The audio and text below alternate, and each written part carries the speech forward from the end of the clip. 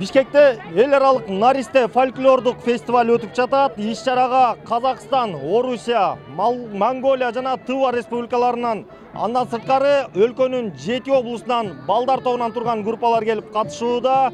Иш-чаранын негизги максаты Кыргызстандын салттуу маданиятын өнүктүрүү болуп саналат. Белгилей кетсек, бул иш-чара 8-июнга чейин уланат.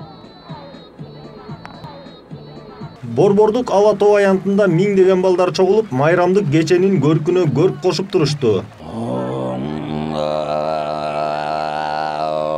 Биз Тывадан келди, таансы 3 номерлик келгенбиз, онсонда модель, iyi номер бар, мында музыкандар, пазар горлова пейне, каркыра, хөмей сагыт салды. Шенеп пейнбе. Майрам аябай сонун өтүп атат, парадка ушинтип бастык.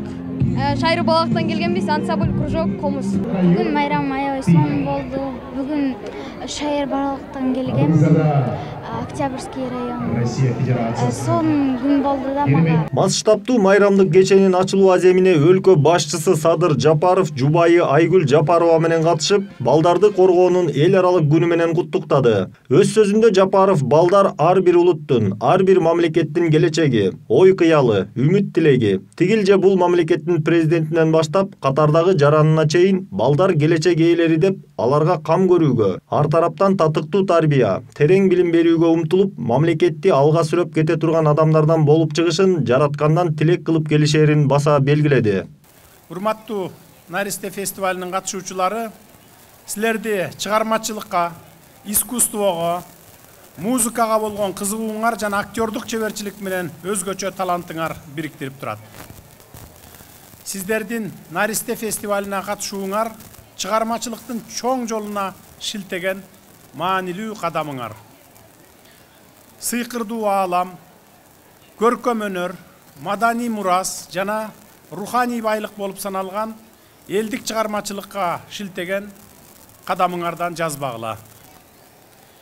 Көкүрөгүңөрдөгү мындай жалынды өчүрбөй, жан дүйнөңөрдө бекем сактагыла. 8 күн бою башка өлкөлөрдөн келген кичинекей коноктор, кыргызстандык бөбөктөр калаадагы сейил бактарында, театр, кино залдарында балдар үчүн уюштурулган иш-чараларга күбө болушат. Мейман бөбөктөр шаардагы мектептерде экскурсияларды өткөрүшөт. Анын алкагында мекен тууралуу сабактар өтүлөт. Майрамдык иш-чаралар шаар мэриясы тарабынан уюштурулат. Основная цель это, конечно же, чтобы детки могли поближе узнать культуру других народов.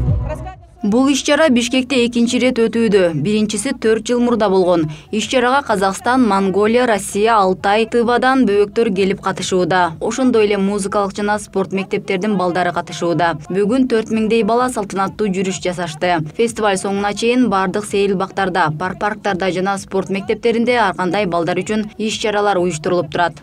Фестивалдын негизги максаты Кыргызстандын салттуу элдик маданиятын сактоо, өнүктүрүү жана жайылтуу, башка өлкөлөрдүн элдик искусствосу менен таанышуу, достукка чакыруу, сый-урматка үйрөнүү. Буланат Тодошова Наристе 2022 эл аралык фольклордук фестивалына катышуу үчүн Алтайдан келген. Это объединение.